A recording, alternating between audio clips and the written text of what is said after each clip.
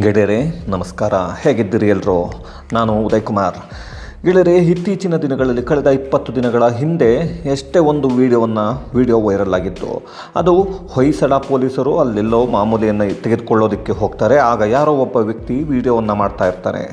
ಆಗ ಆ ಹೊಯ್ಸಳದವರು ಓಡಿ ಹೋಗ್ತಾರೆ. ಓಡಿ ಹೋಗುವಂಥ ಸಂದರ್ಭದಲ್ಲಿ ಕೆಲವರು ಅಲ್ಲಿ ಕೂಗಿಕೊಳ್ತಾರೆ, ಕಳ್ಳ ಪೊಲೀಸ್, ಪೊಲೀಸ್ ಕಳ್ಳ, ಪೊಲೀಸ್ ಕಳ್ಳ ಅಂತ ಹೇಳಿಬಿಟ್ಟು. ಅದನ್ನು ನಾವೆಲ್ಲರೂ ಗಮನಿಸಿದ್ವಿ. ಆದರೆ ಇತ್ತೀಚೆಗೆ ನಾವು ನೋಡಬೇಕಾಗಿರೋದು ಒಂದು ವಿಷಯ. ಆ ವಿಷಯ ಏನಂದರೆ, ಎಲ್ಲರಿಗೂ ಗೊತ್ತಿದೆ, ಪೊಲೀಸರು ಕೆಲವು ಕಡೆ ಮಾಮೂಲಿಯನ್ನು ವಸೂಲಿ ಮಾಡೋದು ನಿಲ್ಲೋದು ಇಲ್ಲ. ಏಕೆಂದರೆ ಸಂಜೆ ಆಯಿತು ಅಂದರೆ ಮಾಮೂಲಿ ವಸೂಲಿಯನ್ನು ಮಾಡ್ತಾರೆ, ಕೆಲವು ಕಡೆ ವಾರಕ್ಕೊಮ್ಮೆ ಮಾಡ್ತಾರೆ. ಇದೆಲ್ಲವೂ ನಡ್ಕೊಂಡು ಬರ್ತಾಯಿದೆ. ಅದು ಫುಟ್ಪಾತ್ ವ್ಯಾಪಾರಿಗಳಾಗಿರಬಹುದು, ಹಾಗೆ ಕೆಲವೊಂದು ಏರಿಯಾಗಳಲ್ಲಿ ಅಂಗಡಿಯನ್ನು ಇಟ್ಟಿರೋರು ಇರಬಹುದು. ಇವರ ಹತ್ರ ಎಲ್ಲ ಹೇಳೋದು ಒಂದೇ ಮಾತು: ಪೊಲೀಸರ ಜೊತೆ ನೀವು ಚೆನ್ನಾಗಿದ್ದರೆ ನೀವು ಆರಾಮಾಗಿ ಇರ್ತೀರಿ, ಇಲ್ಲ ಅಂತಂದರೆ ಕಷ್ಟ ಆಗುತ್ತೆ ಅಂತ. ಓಕೆ, ಅದೆಲ್ಲವನ್ನು ಸೈಡ್ಗೆ ಇಟ್ಬಿಡೋಣ. ಒಂದೆಡೆ ಇಟ್ಟರೆ ಏನಾಗ್ತಾಯಿದೆ ಹಾಗಾದರೆ, ಇವರಿಗೆ ವೆಹಿಕಲ್ನ ಕೊಟ್ಟಿರ್ತಾರೆ ಹೊಯ್ಸಳನ ಜೊತೆಗೆ. ಅವರ ವೆಹಿಕಲ್ನಲ್ಲೂ ಭಾಳಷ್ಟು ಸಲ ಈ ಒಂದು ಕಲೆಕ್ಷನ್ನ ಮಾಡ್ತಾಯಿರ್ತಾರೆ. ಹಾಗಾದರೆ ಇವರು ಯಾಕೆ ಮಾಡ್ತಾರೆ, ಏನಾಗ್ತಾಯಿದೆ ಅಂತ ಬಹಳಷ್ಟು ಜನರಿಗೆ ಯೋಚನೆ. ಬಹಳಷ್ಟು ಜನ ಹೇಳ್ತಾರೆ, ಅವರು ಲಕ್ಷನ ಕೊಟ್ಟು ಕೆಲಸಕ್ಕೆ ಬಂದಿರ್ತಾರೆ ಸರ್, ಅವರು ಏನು ಮಾಡಬೇಕು ಪಾಪ, ಅವರು ಕೊಟ್ಟು ಬರೋದು ಅವರು ದುಡಿಬೇಕಲ್ಲ ಅಂತ. ಆದರೆ ಇನ್ನೂ ಕೆಲವರು ಹೇಳ್ತಾರೆ, ಅಯ್ಯೋ ಬಿಡಿ ಸರ್, ನಮ್ಮ ರಾಜಕಾರಣಿಗಳು ಸರಿ ಇಲ್ಲ, ಇವರು ಸರಿ ಇಲ್ಲ, ರಾಜಕಾರಣಿಗಳು ಹೇಳೋದಕ್ಕಾಗಲ್ಲ ಇವರಿಗೆ. ಯಾಕೆ ಅಂದರೆ ಇವರು ದುಡ್ಡು ಕೊಟ್ಬಿಟ್ಟಿರ್ತಾರೆ ಅವ್ರಿಗೆ, ಹಾಗಾಗಿ ಇವರಿಗೆ ಕೆಲಸವನ್ನೇ ಹೇಳೋದಕ್ಕಾಗಲ್ಲ ಅಂತ. ಆದರೆ ಇಲ್ಲಿ ಇನ್ನೂ ಒಂದು ವಿಷಯ ಯಾರೂ ಕೂಡ ಗಮನಿಸದೇ ಇರತಕ್ಕಂತಹ ವಿಷಯ ಕೂಡ ಇದೆ. ಒಂದು ಕಡೆ ಅದೆಲ್ಲವನ್ನು ಯೋಚನೆ ಮಾಡಿದಾಗ ಇವರು ತೆಗೆದುಕೊಳ್ಳೋದು ಸರಿನಾ ಅಂತ ಕೂಡ ಅನ್ನಿಸ್ಬಿಡುತ್ತೆ. ಆದರೆ ಕಾನೂನು ರೀತಿಯಲ್ಲಿ ಅದು ತಪ್ಪು ಕೂಡ ಹೌದು. ಆ ವಿಷಯ ಏನು ಅಂತ ಹೇಳಿಬಿಟ್ಟು ನಿಮಗೆ ತಿಳಿಸ್ಕೊಡ್ತಾ ಹೋಗ್ತೀನಿ ಈ ಒಂದು ವಿಡಿಯೋದಲ್ಲಿ. ಈ ವಿಡಿಯೋವನ್ನು ಕೊನೆಯವರೆಗೂ ನೋಡಿ, ಹಾಗೆ ಚಾನಲ್ನ ಸಬ್ಸ್ಕ್ರೈಬ್ ಮಾಡಿ, ಒಂದು ಲೈಕನ್ನು ಕೊಡಿ. ಯಾಕೆಂದರೆ ಈ ವಿಷಯ ಬಹಳಷ್ಟು ಇಂಪಾರ್ಟೆಂಟ್ ಆಗಿರುತ್ತೆ. ಗೆಳೆಯರು, ಎಲ್ರಿಗೂ ಗೊತ್ತಿದೆ ಪೊಲೀಸರು ಯಾತಕ್ಕೋಸ್ಕರ ಈ ಒಂದು ಮಾಮೂಲಿ ಅಥವಾ ಕಲೆಕ್ಷನ್ನ ಮಾಡ್ತಾರೆ, ಮಾಮೂಲಿ ವಸೂಲಿ ಮಾಡೋದು ಅಂತ ಬಹಳಷ್ಟು ಜನ ಹೇಳ್ತಾರೆ. ಅದು ಮಾಮೂಲಿಗೆ ಹೇಗೆ ಅಂತ ನನಗೆ ಗೊತ್ತಿಲ್ಲ, ಆದರೆ ಅದಕ್ಕೆ ಸಂಬಂಧಪಟ್ಟ ಹಾಗೆ ಈ ಒಂದು ವಿಡಿಯೋವನ್ನು ಮಾಡ್ತಾ ಇದ್ದೀನಿ. ಆ ವಿಷಯವನ್ನು ಹೇಳಿಬಿಡ್ತೀನಿ, ಸಿಂಪಲ್ಲಾಗಿ ಕೇಳಿಸ್ಕೊಳ್ಳಿ. ಗೆಳೆಯರು, ಎಲ್ರಿಗೂ ಗೊತ್ತಿದೆ ಈ ಪೊಲೀಸರು ಏನು ದಿನಕ್ಕೊಮ್ಮೆ ಇಲ್ಲ ಕೆಲವೊಮ್ಮೆ ವಾರಕ್ಕೊಂದು ಸಲ ಕೆಲವು ಕಡೆ ಫುಟ್ಪಾತಲ್ಲಿ 30 ರೂಪಾಯಿ, 40 ರೂಪಾಯಿ, 50 ರೂಪಾಯಿ ಈ ಥರ ಎಲ್ಲವನ್ನು ಇಸ್ಕೊಳ್ಳೋದನ್ನು ನಾವು ನೋಡಿರ್ತೇವೆ. ಆದರೆ ಇವರು ತೆಗೆದುಕೊಳ್ಳೋದಕ್ಕೆ ಬಹಳಷ್ಟು ಕಾರಣಗಳಿದೆ ಅಂತ ಬಹಳಷ್ಟು ಜನರು ಹೇಳ್ತಾರೆ. ಕೆಲವು ದೊಡ್ಡ ಅಂದರೆ ಈ ಪೊಲೀಸ್ ಡಿಪಾರ್ಟ್ಮೆಂಟ್ನಲ್ಲಿ ಇರ್ತಕ್ಕಂತಹ ಕೆಲವು PSIಗಳು, ಅಧಿಕಾರಿಗಳೇ ಹೇಳ್ತಾರೆ, ಪೊಲೀಸರೇ ಹೇಳ್ತಾರೆ, ಇದನ್ನು ತೆಗೆದುಕೊಂಡಿಲ್ಲ ಅಂದರೆ ಸ್ಟೇಷನ್ನೇ ನಡೆಸೋದು ಕಷ್ಟ ಅಂತ. ಏನಪ್ಪ ಇದು, ಇವರು 30 ರೂಪಾಯಿ, 40, 50 ರೂಪಾಯಿ ತೊಗೊಳ್ಳಿಲ್ಲ ಅಂದರೆ ಸ್ಟೇಷನ್ನ ನಡೆಸೋಕ್ಕಾಗಲ್ವ ಅಂತ ನಿಮಗೆ ಈಗ ಬಹಳಷ್ಟು ಜನರಿಗೆ ಯೋಚನೆ ಬರಬಹುದು. ಹೌದು, ಖಂಡಿತ ನಿಜ. ಯಾಕೆ ಈ ಒಂದು ವಿಷಯವನ್ನು ಹೇಳ್ತಾ ಇದ್ದೇನೆ ಅಂದರೆ, ಏನು ಸ್ಟೇಷನ್ನಿಗೆ, ಯಾವುದೇ ಸ್ಟೇಷನ್ ಇರ್ಬೋದು, ಅದು ಇಂತಹ ಸ್ಟೇಷನ್ ಅಂತಲ್ಲ, ಯಾವುದೇ ಪೊಲೀಸ್ ಸ್ಟೇಷನ್ಗೆ ಒಬ್ಬ VIP ಬಂದರೆ ಈ VIPಗೆ ಇವರು ಬಹಳಷ್ಟು ಹಣವನ್ನು ಕೊಡಬೇಕು. ಅಂದರೆ ಹಣ ಅನ್ನೋದಕ್ಕಿಂತ ಅವ್ರನ್ನ ಟ್ರೀಟ್ ಮಾಡಬೇಕು, ಒಂದು VIP ಟ್ರೀಟ್ಮೆಂಟ್ ಕೊಡಬೇಕು. ಅವರಿಗೆ ಒಂದು ಕಾಫಿ, ಅವರು ಎಲ್ಲಿಂದ ಹೇಳ್ತಾರೆ ಅಲ್ಲಿಂದ ಒಂದು ತಿಂಡಿ ಕೊಟ್ಟರೆ ಅವರಿಗೆ ಏನಂದರೆ ತಿನ್ನಲಿಕ್ಕೆ. ಈಗ ಯಾರೋ ಒಬ್ಬ ಕೈದಿಗೆ, ಒಬ್ಬ ಆರೋಪಿ ಸ್ಟೇಷನ್ನಲ್ಲಿರ್ತಾನೆ, ಅವನಿಗೆ ಕೊಟ್ಟ ಹಾಗೆ ಏನನ್ನೂ ಕೊಡೋದಕ್ಕಾಗಲ್ಲ. ಅವರು ಯಾವ ಹೋಟೆಲಲ್ಲಿ ತಿಂತಾರೆ ಅದನ್ನು ಕೇಳಿ ತೆಗೆದುಕೊಂಡು ಬಂದು ಕೊಡಬೇಕು. ಹಾಗೆ ಅವರು ಎಲ್ಲಿಂದ ಕಾಫಿ ಕೇಳ್ತಾರೆ ಅಲ್ಲಿಂದಲೇ ಕಾಫಿ ತೊಗೊಂಡು ಬಂದು ಕೊಡ್ತಾರೆ. ಇದರ ಖರ್ಚುಗಳು, ಇದನ್ನೆಲ್ಲ PSI ಲೆವೆಲ್ಲಿಂದ ಕೆಳಗೆ ಇರ್ತಕ್ಕಂತಹವರಿಗೆ ಹೇಳ್ತಾ ಇರೋದು ಅವರು ಮಾಡುವಂತಹ ಸಂದರ್ಭದಲ್ಲಿ.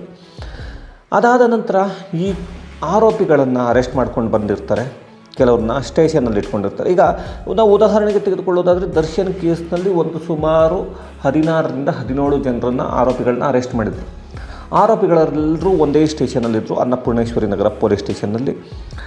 ಆವಾಗ ಆ ಸ್ಟೇಷನ್ನ ಏನು SI ಅಥವಾ SI ಲೆವೆಲ್ಗಿಂತ ಕೆಳಗಿರೋರು ಊಟ ಎಲ್ಲ ತಂದು ಕೊಡ್ತಾರೆ. ಬಹಳಷ್ಟು ಕೇಸ್ಗಳಲ್ಲಿ ನಾವು ನೋಡಿದಾಗ, ಚಿಕ್ಕ ಪುಟ್ಟ ಕೇಸ್ಗಳಲ್ಲಿ ಅವರೇ ತಂದು ಕೊಡಬೇಕಾಗತ್ತೆ. ಅದಕ್ಕೆಲ್ಲ ಹಣ ಎಲ್ಲಿಂದ ಬರುತ್ತೆ ಅನ್ನೋದು ಬಹಳಷ್ಟು ಜನರ ಕ್ವಶನ್. ಆದರೆ ಅದಕ್ಕೆ ಗೌರ್ನಮೆಂಟ್ ಕೊಡುತ್ತಲ್ಲ, ಸರ್ಕಾರ ಕೊಡುತ್ತೆ, ಇವ್ರು ಯಾಕೆ ತೆಗೆದುಕೊಳ್ತಾರೆ ಅನ್ನೋದು ಇನ್ನೊಂದು ಕಡೆಯಿಂದ ಮಾತಾಡುವಂಥದ್ದು. ಆದರೆ ಸರ್ಕಾರ ಕೊಡುತ್ತೆ. ಅದಕ್ಕೆ 15ರಿಂದ 16 ರೂಪಾಯಿ ಒಂದು ಊಟಕ್ಕೆ ಕೊಡ್ತಾರೆ, ಸರ್ಕಾರ ಕೊಡ್ತಿರುವಂಥದ್ದು. ಕಾಫಿಗೆ 5ರಿಂದ 6 ರೂಪಾಯಿಯನ್ನು ಕೊಡ್ತಾರೆ. ಇದು ನಾನು ತೆಗೆದುಕೊಂಡಿರುವಂಥದ್ದು ಒಬ್ಬ ಪೊಲೀಸ್ ಇನ್ಸ್ಪೆಕ್ಟರ್ ಹತ್ರ ತೆಗೆದುಕೊಂಡಿರುವಂಥ ಡೀಟೇಲ್ಸ್. ಅದು ಬರಲಿಕ್ಕೆ ಈ ತಿಂಗಳೇನಾದರೂ ಅವರು 30ನೇ ತಾರೀಕುವರೆಗೂ ಎಲ್ಲ ಫಿಲ್ ಮಾಡಿ ಕಳಿಸಿದರೆ ಅದು ಬರೋದಕ್ಕೆ 3 ತಿಂಗಳು 4 ತಿಂಗಳು ತೆಗೆದುಕೊಳ್ಳುತ್ತೆ. ಹಾಗಾಗಿ ಅಲ್ಲಿಯವರೆಗೆ ನಾವೇನು ಮಾಡಬೇಕು, ನಮ್ಮ ಕೈಯಿಂದ ಎಲ್ಲ ದುಡ್ಡನ್ನು ಕೊಟ್ಟರೆ ನಾವು ಎಲ್ಲ ದುಡ್ಡನ್ನು ಕೊಟ್ಟ ನಂತರ ನಾವು ನಮ್ಮ ಮನೆಯಲ್ಲಿ ಹೆಂಡತಿ ಮಕ್ಕಳು ಹಾಗೆ ಅಪ್ಪ ಅಮ್ಮ ಇವರೆಲ್ಲರನ್ನು ಯಾವ ರೀತಿ ನೋಡ್ಕೋಬೇಕು ಅನ್ನೋದು ಈ ಪೊಲೀಸರ ಒಂದು ಮಾತು ಕೂಡ ನಾವು ಕೇಳಿದ್ವಿ.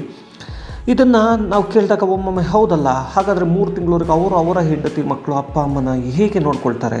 ಒಬ್ಬ ಇನ್ಸ್ಪೆಕ್ಟರ್ ಅಥವಾ ಅದಕ್ಕಿಂತ ಕೆಳಗೆ ಇರ್ತಕ್ಕಂಥವರು ಯಾವ ರೀತಿ ನೋಡ್ಕೊಳ್ತಾರೆ? ಅದಕ್ಕೆ ಅನ್ನಿಸ್ಬಹುದು ACP DCP ಇವರೆಲ್ಲ ಇದ್ದಾರೆ, ಇವರು ನೋಡ್ಕೊಳ್ಳಲ್ವ ಸರ್, ಇವ್ರು ಯಾಕೆ ನೋಡ್ಕೋಬೇಕು ಅಂತ. ಖಂಡಿತ ಇದನ್ನೆಲ್ಲ ಸ್ಟೇಷನ್ ಲೆವೆಲಲ್ಲಿ ಬಂದು DCPನೋ ಇಲ್ಲ ಅಂತಂದರೆ ಅದಕ್ಕಿಂತ ಮೇಲಿನ ಅಧಿಕಾರಿಗಳು ಇಲ್ಲಿ ನೋಡ್ಕೋಬೇಕಾಗಿರೋದು PSI ಅಥವಾ ಸರ್ಕಲ್ ಇನ್ಸ್ಪೆಕ್ಟರ್ ಲೆವೆಲ್ಗಿಂತ ಕೆಳಗಿರುವಂತಹ ಅಧಿಕಾರಿಗಳು. ಹಾಗಾಗಿ ಕೆಲವೊಮ್ಮೆ ಯೋಚನೆ ಮಾಡಿದಾಗ ಇದು ಸರಿ ಅಂತ ಅನಿಸಲ್ಲ. ಹಾಗಂತ ಹೇಳಿಬಿಟ್ಟಿದ್ದು ರೀತಿ ಸರಿ ಅಲ್ವಾ ಅಲ್ಲ, ತಪ್ಪಲ್ವ ಸರ್ ಅಂದರೆ ಖಂಡಿತ ತಪ್ಪು. ಆದರೆ ನಮ್ಮ ವ್ಯವಸ್ಥೆ, ಈ ರಾಜಕಾರಣಿಗಳು ಎಲ್ಲಿಯವರೆಗೆ ಸರಿ ಹೋಗಲ್ವೋ ಅಲ್ಲಿಯವರೆಗೆ ಇದು ಸರಿ ಹೋಗಲ್ಲ. ಯಾಕೆ ಇದು ಸರಿ ಹೋಗಲ್ಲ ಅಂತ ಹೇಳ್ತಾ ಇದ್ದೇನೆ ಅಂದರೆ, ರಾಜಕಾರಣಿಗಳು ಅವರ ಒಂದು ಫೋನ್ ಬಿಲ್ 10,000 ಇದ್ದಿದ್ದನ್ನು 20,000 ಮಾಡ್ಕೊಳ್ತಾರೆ, ಅವರ ಸಂಬಳವನ್ನು ಮಾಡ್ಕೊಳ್ತಾರೆ, ಜಾಸ್ತಿ ಮಾಡ್ಕೊಳ್ತಾರೆ. ಅದು ಇಮ್ಮಿಡಿಯೇಟಾಗಿ ನಾಳೆಯಿಂದನೇ ಜಾರಿಗೆ ಬರುತ್ತೆ. ಇಂದು ಏನಾದರೂ ಜಾರಿಗೆ ತಗೊಂಡು ಬರ್ತೀವಿ ಅಂತ ಡಿಸೈಡ್ ಮಾಡಿದರೆ ವಿಧಾನಸೌಧದಲ್ಲಿ ಅದು ನಾಳೆನೇ ಜಾರಿ ಬರುತ್ತೆ. ಅದೇ ಈ ಪೊಲೀಸರ ವಿಷಯದಲ್ಲಾಗಲಿ ಇಲ್ಲ ಅಂತಂದರೆ ಸರ್ಕಾರಿ ನೌಕರರ ವಿಷಯದಲ್ಲಾಗಲಿ ಸರ್ಕಾರ ಇಷ್ಟೊಂದು ಫಾಸ್ಟಾಗಿ ಆಕ್ಷನ್ನ ತೊಗೊಳಲ್ಲ. ಇವಾಗ ಯಾವುದೋ ಒಂದು 7th ಪೇ ಕಮಿಷನ್ ಅಂತ ಸ್ಟಾರ್ಟ್ ಮಾಡಿದ್ರು, ಅದು 8 ತಿಂಗಳ ಆಗೋಯ್ತು ತೊಗೊಂಡು ಬರ್ತೀವಿ ಅಂತ. ಅದು ನೆಕ್ಸ್ಟ್ ಮಂತಿಂದ ಬರುತ್ತೆ ಡ್ರೈವರ್ಸಿಗೆ ಅನ್ನೋದು ವಾದ ಒಂದು ಕಡೆ ಇದೆ. ಓಕೆ, ಅದನ್ನು ಒಂದು ಸೈಡ್ಗೆ ನಾನು ಪೊಲೀಸರ ವಿಷಯಕ್ಕೆ ಬಂದುಬಿಡ್ತೀನಿ. ಪೊಲೀಸರಿಗೆ ಇವಾಗ ಒಬ್ಬ ಇನ್ಸ್ಪೆಕ್ಟರ್ಗೆ 37,000ದಿಂದ 40,000ದವರೆಗೆ ಸಂಬಳ ಇರುತ್ತೆ.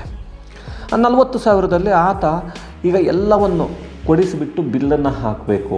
ಅಂದರೆ ಒಬ್ಬ ಕೈದಿ ಬಂದರೆ, ಅಂದರೆ ಕೈದಿ ಅಲ್ಲ, ಆರೋಪಿಯನ್ನು ಕರೆದುಕೊಂಡು ಬರ್ತಾರೆ, ಅರೆಸ್ಟ್ ಮಾಡಿಕೊಂಡು ಆತನಿಗೆ ಊಟದಿಂದ ಹಿಡಿದು ಪ್ರತಿಯೊಂದನ್ನು ಇವರು ನೋಡ್ತಾರೆ.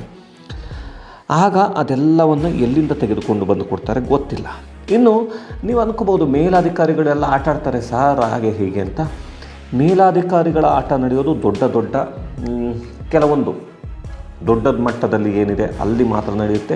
ಈ ಚಿಕ್ಕ ಪುಟ್ಟದಾಗಿ 30-50 ಯಾರು ಮೇಲಧಿಕಾರಿಗಳು ತೆಗೆದುಕೊಳ್ಳಲ್ಲ. ಇದು ಎಲ್ಲರಿಗೂ ಗೊತ್ತಿರಬೇಕು ಗೆಳೆಯರೆ. ಯಾಕೆಂದರೆ ಇವತ್ತಿನ ವ್ಯವಸ್ಥೆಯಲ್ಲಿ ತೆಗೆದುಕೊಳ್ಳದೆ ಇರಲಿಕ್ಕೆ ಆಗೋದೇ ಇಲ್ಲ, ಒಂದು ಸ್ಟೇಷನ್ ನಡೆಯೋದೇ ಇಲ್ಲ ಅನ್ನುವ ಲೆವೆಲ್ಲಿಗೆ ತೆಗೆದುಕೊಂಡು ಬಂದಿಟ್ಟಿದ್ದಾರೆ. ಇದಕ್ಕೆ ನಾವೆಲ್ಲರೂ ಪೊಲೀಸರನ್ನು ದೂಷಣೆ ಮಾಡ್ತೀವಿ. ಆದರೆ ಪೊಲೀಸರನ್ನು ದೂಷಣೆ ಮಾಡೋದಕ್ಕೆ ಮೊದಲು ನಾವು ನೋಡಬೇಕಾಗಿರೋದು ನಮ್ಮ ವ್ಯವಸ್ಥೆಯಲ್ಲಿರುವ ಈ ರಾಜಕಾರಣಿಗಳ ಅರಾಜಕತೆ ಇದೆಯಲ್ಲ, ಹೇಸಿಗೆ ತಿನ್ನುವಂತಹ ರಾಜಕಾರಣಿಗಳು, ಆ ರಾಜಕಾರಣಿಗಳ ಕಥೆಗಳೇನು ಅಂತ, ಅವರ ಕರ್ಮಕಾಂಡಗಳೇನು ಅಂತ, ಅವರ ಕರ್ಮಕಾಂಡಗಳನ್ನೇ ನಾವು ನೋಡದೆ ನಾವು ಪೊಲೀಸರನ್ನ ಬೈತಾ ಇರ್ತೀವಿ. ಪೊಲೀಸರು ಕೆಲವು ಕೆಲಸಗಳನ್ನ ಮಾಡಬೇಕಂದ್ರೆ ಇಲ್ಲಿ ತೆಗೆದುಕೊಳ್ಳೇಬೇಕು, ಒಂದು ಕಡೆಯಿಂದ ತೆಗೆದು ಇನ್ನೊಂದು ಕಡೆಗೆ ಹಣವನ್ನು ಕೊಡಲೇಬೇಕು. ಈ ಪರಿಸ್ಥಿತಿಗೆ ಈ ರಾಜಕಾರಣಿಗಳು ತಂದಿಟ್ಟಿದ್ದಾರೆ. ಇದು ಯಾವ ರೀತಿಯಾಗಿ ಸರಿ ಯಾವ ರೀತಿಯಾಗಿ ತಪ್ಪು ಅಂತ ನಾನು ವಿಶ್ಲೇಷಣೆಯನ್ನು ಮಾಡೋದಿಲ್ಲ. ಯಾಕೆಂದರೆ ತಪ್ಪು ಕೂಡ ಹೌದು ಅಂದರೆ ಒಂದು ಕಡೆ ನಾವು ರಾಜಕಾರಣಿಗಳನ್ನು ಇವತ್ತಿಗೂ ಕೇಳೋದಿಲ್ಲ. ಎಷ್ಟೋ ಕಡೆ ಈಗ ಏನು ಆಟೋಗಳನ್ನ ಕ್ಯಾಬ್ಗಳನ್ನ ಕರೆದುಕೊಂಡು ಹೋಗ್ತಾರೆ ಬುಕ್ ಮಾಡಿಕೊಂಡು ಪ್ಯಾಸೆಂಜರು, ಅಲ್ಲಿ ರೋಡುಗಳು ಕಂಡಿರುತ್ತೆ. ಆದರೆ ಒಬ್ಬ ಆಟೋ ಡ್ರೈವರ್ ಆಗಲಿ ಒಬ್ಬ ಕ್ಯಾಬ್ ಡ್ರೈವರ್ ಆಗಲಿ ಅವನು ಕೂಡ ದುಡಿಬೇಕು ಅಂತ ಸ್ವಲ್ಪ ಫಾಸ್ಟಾಗಿ ಹೋದ ಅಂದರೆ ಗುಂಡಿ ಇದೆ ನೋಡ್ಕೊಂಡು ಹೋಗ್ರಿ ಅಂತಾರೆ ನಮ್ಮ ಜನರು ಕೂಡ.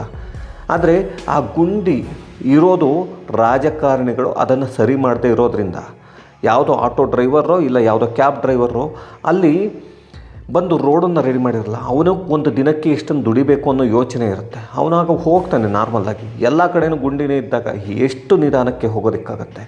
ಅದೇ ರಾಜಕಾರಣಿಗಳನ್ನು ನಮ್ಮ ಜನರು ಕೇಳಲ್ಲ. ಇಲ್ಲಿ ಯಾರು ನಮ್ಮ ಹತ್ರ ಇರ್ತಾನೋ ಆಟೋ ಡ್ರೈವರ್, ಕ್ಯಾಬ್ ಡ್ರೈವರ್ ಇಲ್ಲ ಪೊಲೀಸರು ನಮ್ಮ ವ್ಯವಸ್ಥೆಯಲ್ಲಿ ನಮ್ಮ ಪಕ್ಕದಲ್ಲಿರೋರನ್ನ ಬೈಕೊಂಡು ಅಡ್ಡಾಡ್ತಿರ್ತಾರೆ. ಇದೇ ರೀತಿ ನಾವು ಪೊಲೀಸರನ್ನ ಬೈತಿದ್ದೀವಿ, ಆಟೋ ಡ್ರೈವರ್ನ ಬೈತೀವಿ, ಕ್ಯಾಬ್ ಡ್ರೈವರ್ನ ಬೈತೀವಿ, ಹತ್ಕೊಂಡು ಹೋದಾಗ ಗುಂಡಿ ಇದೆ ನೋಡ್ಕೊಂಡು ಹೋಗಪ್ಪ ಅಂತ.